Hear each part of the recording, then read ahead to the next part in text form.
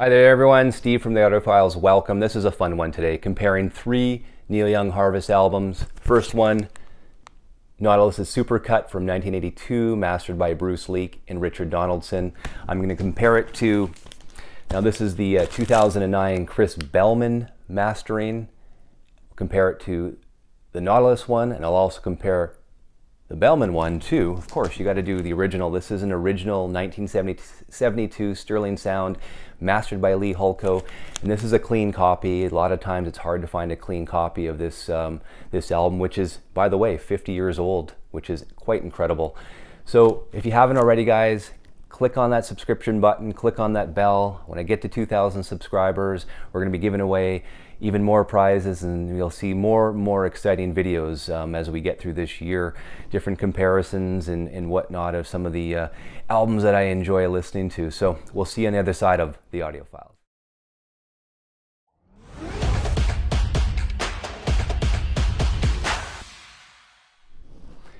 Neil Young's Harvest album, biggest selling album of 1972. Can't believe this thing is 50 years old already. Incredible. I'm assuming they'll probably come out with some sort of 50th anniversary pressing. I don't know who will master it. I guess we'll wait and see, but I'm excited to see if they do anything other than just the album. Maybe they cut it at 45, or maybe there's outtakes, maybe it's a double LP. I don't know, but I'm excited to see what they're going to be basically coming out with. It's quite exciting. So before I get into the shootout of these three albums that I mentioned at the top, I just want to go into sort of a back history of the Harvest album. Now, Harvest is the fourth studio album by Canadian musician Neil Young. It was released in February of 1972 on Reprise Records. It featured the London Symphony Orchestra on two of the tracks. It had vocals by some noted guests: David Crosby, Graham Nash, Linda Ronstadt, Stephen Stills, James Taylor. And I mean, it topped the Billboard 200 charts for 2 weeks. Two big hits came off of this album: Old Man, which peaked at number 31, and Heart of Gold, which reached number 1. And like I said, this was the biggest selling album of 1972. It was released in February of 1972 and recorded from January to September of 1971.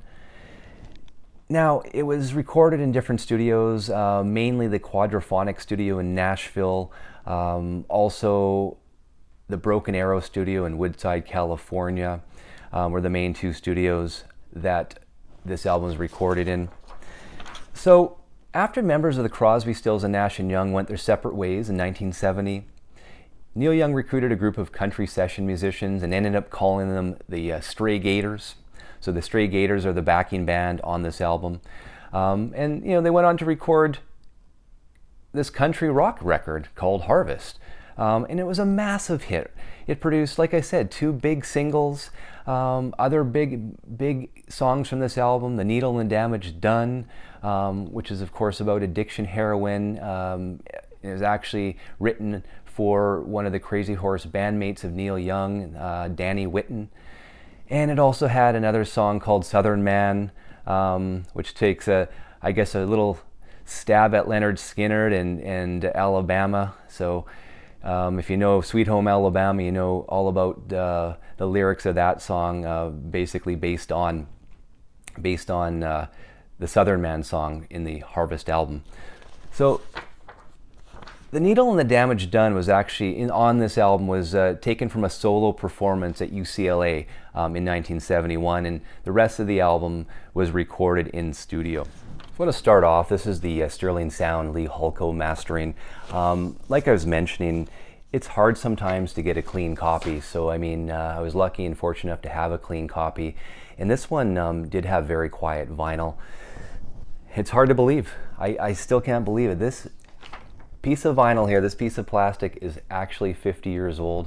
Blows my mind, and looking at it, it's very shiny, very nice. And like I said, when I played it, it was quite quiet. So very fortunate to get a good copy here. That really helps when you're making these comparisons and shootouts. So what did I hear on the Hulko pressing? It is a clean copy. The vinyl was quiet. Vocals throughout the whole album were very forward, very balanced, very crisp. Overall, had very decent separation on all the instruments, very balanced highs and mids.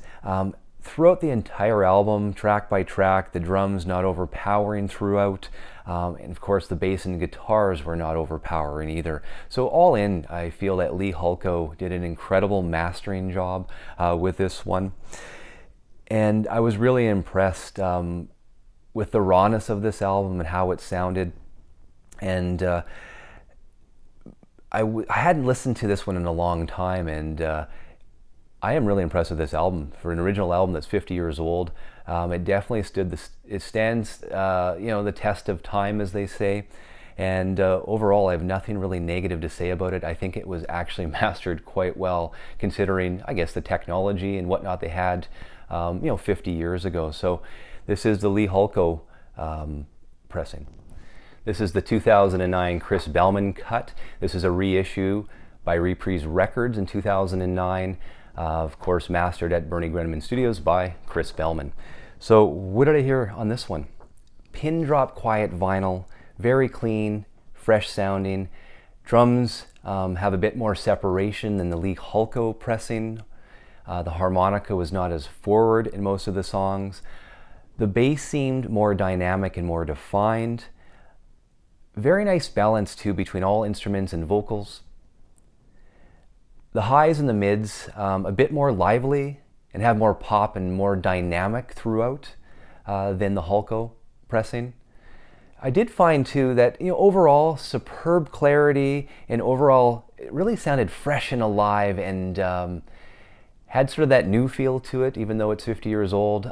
Very, very clear without, and it was just, what more can I say than just fresh, and the instruments just sounded alive, and of course Neil's vocals sounded absolutely fresh and alive as well. But I'm not sure about if anyone else has this issue. There's a bit of a speaker wobble, some woofer movement throughout some of the songs, and I'm not sure if this is a mastering issue, but maybe some low-end rumble filter was not used during mastering. But it's only noticeable if you crank this thing, but otherwise, all in all, I feel the Bellman pressing does notch out the Hulko pressing. Just overall, it's just more clear, more precise, and just has more dynamics, and just has a more of a fresher feel to it than the original pressing. Here's Nautilus's SuperDisc, mastered by Bruce Leek and Roger Donaldson, 1982 release from the Analog tapes, and this is a half-speed mastered pressing. Now, what did I hear? This one had a little bit of surface noise on the vinyl in areas, not throughout. It did have more of a smooth feeling relative to the Bellman cut and the Hulko cut. All in though, instruments and vocals, all very balanced, but they don't pop and they're not overpowering. I felt there was more pop in the instruments in the Bellman cut than there was in this Nautilus SuperDisc cut. The highs and the mids seemed a bit more smoothed out, and I'm not sure if that's because it's a half-speed mastered pressing, but it did seem a little bit smoothed out, not by much. But all in all, just very bright sounding pressing. I mean, it was raw, it was just, not as raw maybe as the Bellman cut, but very balanced, very tight, and the vocals very balanced and very clear throughout this album as well. And what I'm going to do next, I want to break down 2 songs from each album, just so you guys get an idea of what I heard from these 2 songs. So with the half-speed Nautilus SuperDisc, I listened to Old Man a bunch of times on each album, 5 to be exact on each album. Here's what I heard from the Nautilus SuperDisc cut from the song Old Man. Very clean, very balanced.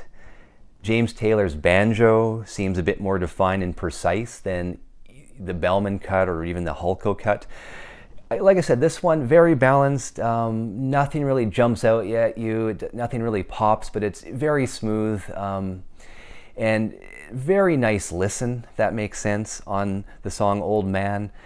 And I also listened to Heart of Gold too. Here's what I heard on Heart of Gold with this album. Harmonicas don't seem as up front, seem a little bit more pushed back than the other two pressings.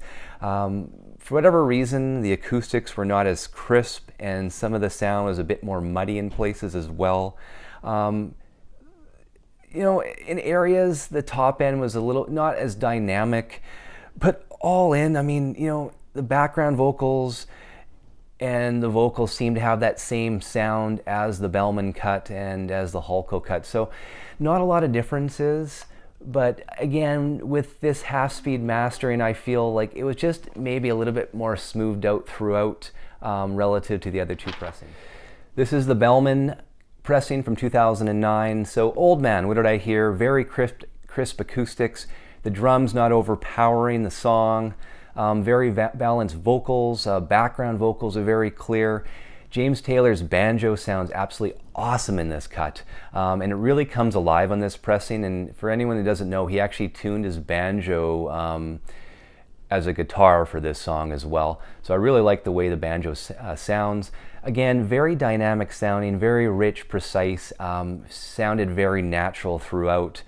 I really loved the sound of Old Man on the Chris Bellman cut. And then Heart of Gold, the drums and acoustics have very nice separation, harmonica present up front with the vocals, very dynamic and very well balanced, and I'm going to use the word again, very fresh. This whole pressing is fresh, just balanced and clear. The highs to the lows sound just right and perfect to me.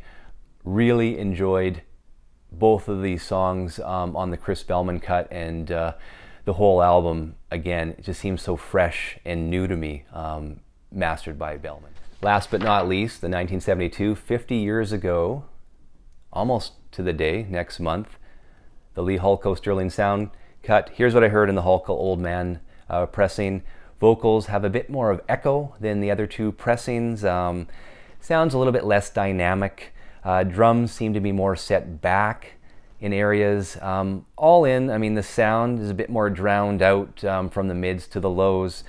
Not much. I mean, not much at all. It's hard to really hear the differences, but there's definitely some differences overall with, you know, total sound quality, where I feel the Bellman cut really takes the cake, and where I feel the Nautilus cut, being a little bit more smooth, has a little bit easier to listen to than the Hulko cut at this point.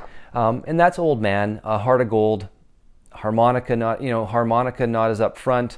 The acoustics don't seem as crisp and sound a little bit muddy in places, not too much, but a little bit. And top end, a little bit less dynamic than the other two pressings. So if I was to choose one, the winner today, let me grab it here, would be number one overall for clarity, the Chris Bellman 2009 Reprise reissue. Grab it if you can. Great clarity, great balance, sounds fresh and new, has some dynamics to it, has some bite to it. I really enjoyed it throughout. This would be my number one pick if I was to choose between the three. And then really it's a toss-up. I like the smoothness of the half-speed mastered SuperDisc by Nautilus. Very smooth, very nice to listen to. No instruments overpowered anything. The vocals were up front and fresh. Nice dynamics to it. So really, I mean, it's a toss-up for me between the SuperDisc and the original from 50 years ago, the Hulko mastering. I mean, just because this is the go-to copy if you want the original, right? I mean, this is what I've compared all the sound to, would be the original. And so, I mean, if I was to choose right now between the Hulko or the Nautilus, I can't. I think it's pretty much a toss-up right there. So, I mean, if you're in the market to buy a Harvest album, maybe just buy the original and save yourself some money, because I know the Nautilus albums are going for a ton of money. So yeah, that is my take on these three albums. I hope this really helps you guys if you're in the market for a Neil Young Harvest album. And I know there's other pressings out there, and I'll get some viewers comment, oh, how about the Japanese pressing? That's another option as well. I've heard a lot of great things about the Japanese pressing, but again, from the ones that I own, go with the Bellman cut. It is amazing. You'll be sitting there throughout each track and it will blow your mind. So until next time, guys, keep spinning that vinyl and turning the music way up. We'll see you.